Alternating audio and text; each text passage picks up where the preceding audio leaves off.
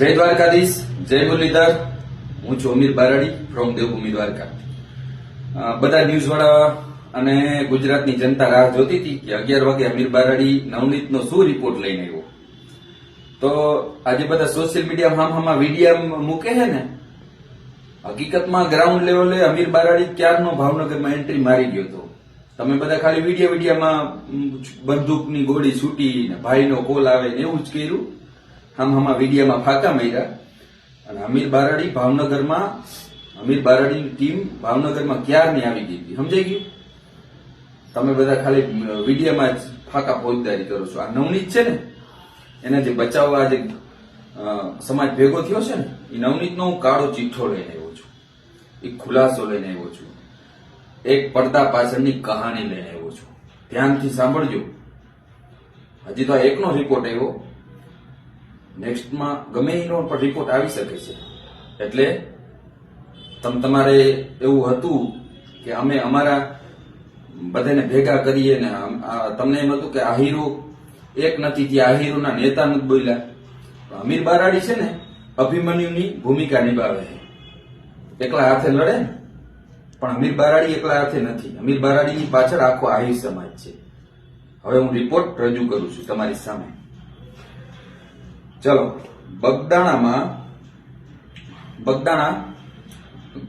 ગામનો ભૂમાફિયા અને અસામાજિક તત્વો નવનીતભાઈ ડાયાભાઈ બાલકિયા છેલ્લા કેટલાક સમયથી બગદાણા ગામના કોળી યુવક નવનીત ડાયાભાઈ બાગલી અસામાજિક તત્વો દ્વારા જીવલેણ માર મારવાની ઘટના ચગે છે. અને આ વ્યક્તિ પીડિત છે, એ બાબતે એને ન્યાય મળવો જોઈએ. બરાબર? હવે આમાં જાતિવાદી રાજકારણ થઈ રહ્યું છે. હવે બગદાણાથી રતનપર જવાના રસ્તે, બગદાણાથી રતનપર જે રસ્તો જાય ને, એ રસ્તે ગૌચરની એક જમીન છે કે હજીરાના નામે ઓળખાય છે. હજીરાના નામે ઓળખાય. ક્યાંથી? બગદાણાથી રતનપરની વચ્ચે છે અને હજીરાના નામે ઓળખાય છે. ત્યાં આ વ્યક્તિ કબજો કરી લીધેલ છે નવનીતે. કદાચ એનું રહેઠાણ પણ ત્યાં જ છે. કઈ રીતે માલિક બન્યો તે તપાસ થવી જોઈએ. રેડી? એની તપાસ થવી જોઈએ. મુદ્દા નંબર 2, ત્યાં જ તેનો ઈંટો પાડવાનો ભઠ્ઠો છે. ગામમાં કોઈ પણ સરકારી કોન્ટ્રાક્ટમાં પોતાની જ ઈંટ રેતી કપચી વાપરવાનું, નહીતર કામ રાજકારણ કરી કામ થવા દેતો નથી. આ નવનીત રાજકારણ કરીને પોતાનો જ ઈંટનો ભઠ્ઠો વાપરવાનો, નહીતર કામ નહીં થવા દે. બરાબર? અને બગડ નદીના પટમાંથી માટી વેકરાનું ગેરકાયદેસર ખનન કરે છે. આ ભૂમાફિયા છે. બગડ નદીના પટમાંથી માટી વેકરાનું ગેરકાયદેસર ખનન કરે છે. બેડાની પાટીદાર દીકરીના આરોપ તેની આ પ્રવૃત્તિ સાથે 100% બંધ બેસે છે. બરાબર? અને ગામના એક પ્રતિષ્ઠિત વણિકનો દુકાનનો ઓટલો દબાણ ન હોવા આવતો હોય છતાં, તે દસ્તાવેજ દેખાડી હોવા છતાં માત્ર ને માત્ર પોતાની ધાક ધમકી જમાવી અને તોડાવી નાખેલ છે. ગામમાં વણિકની દુકાનનો ઓટલો તોડાવી નાખ્યો આ ભાઈએ. ગામમાં એટલી રંજાળ છે ને, એ પીડિતને ત્યાં જઈને પૂછો રૂબરૂમાં. અને પોતે કોઈ સરકારી કે બંધારણીય હોદ્દા પર નથી, છતાં બગદાણાના સરપંચ તરીકે પોતાની ઓળખાણ આપે છે. ગેરકાયદેસર ગેરપ્રવૃત્તિ કરીને લાભ લે છે. બગદાણા સરપંચ છે ને. બરાબર? અને તેની આવી ગેરપ્રવૃત્તિના લીધે બગદાણા ગામનો કોળી સમાજ જ નહીં, તેમના પોતાના આગેવાન તરીકે સ્વીકારતી નથી. જો સ્વીકારતી હોય તો સમાજે વિચારવું રહ્યું આ બાબતે.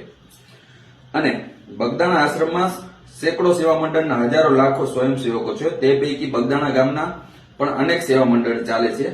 આ મંડળ પૈકીના કોઈ એકનો સ્વયંસેવક છે, પણ સેવાના નામે તે ગામનું ગંદુ રાજકારણ આશ્રમમાં ઘુસાડવાની કોશિશ કરે છે. અને આશ્રમમાં પ્રતિષ્ઠિત સ્વયંસેવકો પાસેથી રૂપિયા 13 લાખની સરકારી ગ્રાન્ટ આવે ત્યારે પાછી દેવાની શરતે બગદાણા ગામમાં કામ કરાવવાના નામે લઈ ગયેલ છે. જે ગ્રાન્ટ આવી ગયા બાદ હજુ સુધી કોઈને પરત કરેલ નથી. કદાચ ટ્રેક્ટર લઈ લીધાના સમાચાર છે. 13 લાખનું ભાઈ ગ્રાન્ટ આવશે એમ કરીને લીધા ને પાછી ગ્રાન્ટ આવી, પછી આ ભાઈ લીધા નહીં, પછી ઉની ટ્રેક્ટર લઈ લીધું. આ ભાઈ 13 લાખનું બૂચ મારી ગયું નવનીત. બગદાણા ગ્રામ પંચાયતમાં જઈને કોઈ જાગૃત નાગરિક તપાસ કરે તો આ વ્યક્તિ સહિત તેની આખી ગેંગ કાળા કામનો પર્દાફાશ થઈ શકે છે. પૂજ્ય બજરંગદાસ બાપા આવ્યા એ સમયે બગદાણા ગામમાં અનાજ દળવાની ઘંટી પણ નહોતી. લોકોએ અનાજ દળાવવા પણ બાજુના ગામ મોડ પર ટીટોળિયા જવું પડતું હતું. આગમન અને તે બાદ હવે આશ્રમ થકી આજે બગદાણામાં સેંકડો લોકલ રોજગાર અને 2 ટાઈમનું ભોજન મળી રહ્યું છે. તેમાં કોળી સમાજના લાભાર્થી સૌથી વધારે છે, એ પણ હકીકત છે. હવે આશ્રમમાં ભાવિકોના ઘસારાથી રોડ ટ્રાફિક જામ થાય છે. તેનું કારણ જાહેર જગ્યા પર પ્રસાદી, પૂજાપો, રમકડા ઇત્યાદિ પાથરણાવાળા લોકલ જમાવડો તે જાહેર રસ્તા પર દબાણ કરે છે. આશ્રમનો જવાનો રસ્તો અવરોધે છે, તેથી ત્યાં ટ્રાફિક રહે છે. દુર્ઘટના પણ ઘટી શકે છે. ટ્રસ્ટની વિનંતી ફક્ત એટલી જ છે કે જો આ પથરાણાવાળા બાજુમાં દિવેલિયા તરીકે ઓળખાતી જગ્યામાં શિફ્ટ થઈ જાય તો પ્રોબ્લેમ સોલ્વ થઈ જાય. પણ ત્યાં આ પાથરાળા ભાઈઓ જવા તૈયાર નથી, કારણ કે એ પ્રાઇવેટ જગ્યા છે અને ત્યાંનું ભાડું લે છે. જ્યારે આ સરકારી દબાણમાં કોઈને કંઈ લેવાનું નથી, દેવાનું નથી. આ કેસમાં આ વ્યક્તિ આ લોકોનો આગેવાન બનીને ટ્રસ્ટને રંજાડે છે, રાજકારણ કરે છે. આમાં પણ નવનીત છે.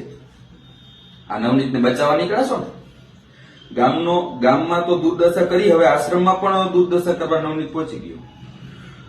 ભૂતકાળમાં આ જ પાથરણાવાળા મુદ્દે તેણે નજીકની દિવેલિયા તરીકે ઓળખાતી ખાલી જગ્યા કબજો કરી તેના મૂળ માલિક એવા સાધુ સમાજના લોકો સાથે બબાલ કરેલ છે. આ જગ્યા બગડેશ્વર મહાદેવ મંદિરના નિભાવ માટે મંદિરના પૂજારી સાધુ પરિવારના ભાવનગર સ્ટેટ દ્વારા દાનમાં મળેલ. ત્યાં આ નવનીતે પાથરણાવાળા મુદ્દે રાજકારણ કરી કબજો કરવાનો પ્રયાસ કરેલ, પણ સાધુ સમાજે કાનૂની લડત આપતા કલેક્ટર કચેરીમાં સાધુ સમાજના હક અબાધિત કરતા તે કંઈ કરી શકેલ નથી. કાયદો કોઈનો હગો થાય? ત્યાં આ ભાઈ નથી પહોંચી શક્યો સાધુ સામે. આ મુદ્દે સાધુ સમાજના લોકોએ ખૂબ હેરાનગતિ થયેલ છે, જેની પણ ઊંડાણથી વિગત તપાસ કરવામાં આવે તો ઘણું બધું ખુલી શકે છે નવનીતનું.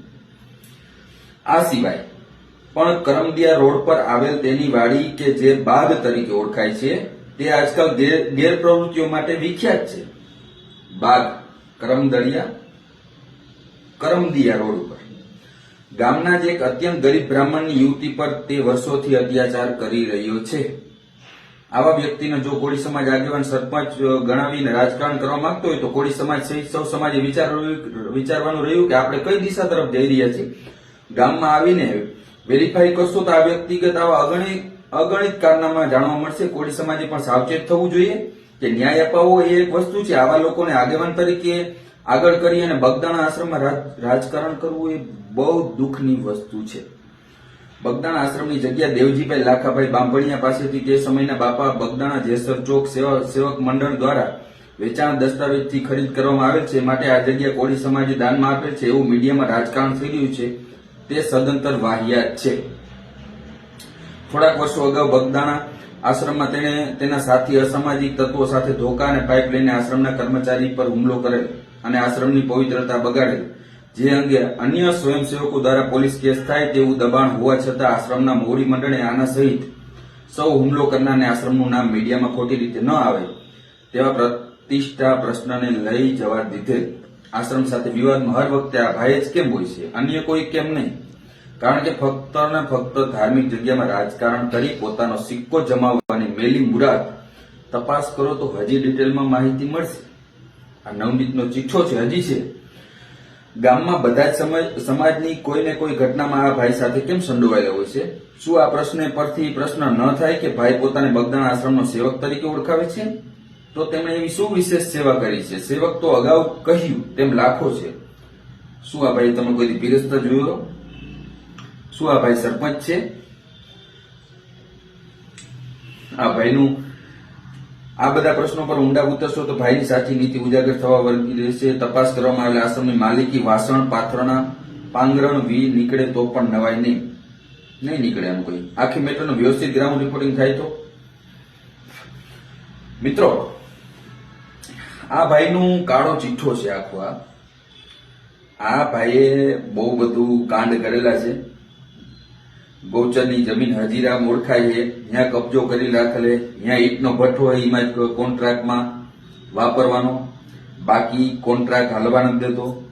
અને બગડ નદીના પટમાં જે માટીના વેકરાનું ગેરકાયદેસર ખનન કરે છે, આ ભૂમાફિયા છે. પછી બેડા પાટીદારની દીકરીને આરોપી અને તેની પ્રવૃત્તિ સાથે 100% બંધ બેસે છે. પછી ગામમાં એક પ્રતિષ્ઠિત વણિકની દુકાનનો ઓટલો તોડી નાખ્યો પોતાના રાજકારણથી. પોતે બંધારણીય હોદ્દામાં ના હોવા છતાં પોતાને સરપંચ દર્શાવે છે આ લુખો. બગદાણામાં બહુ બધું આનું ખુલેલું છે, બહુ મોટો ચીઠો છે. પછી આશ્રમ પ્રતિષ્ઠિત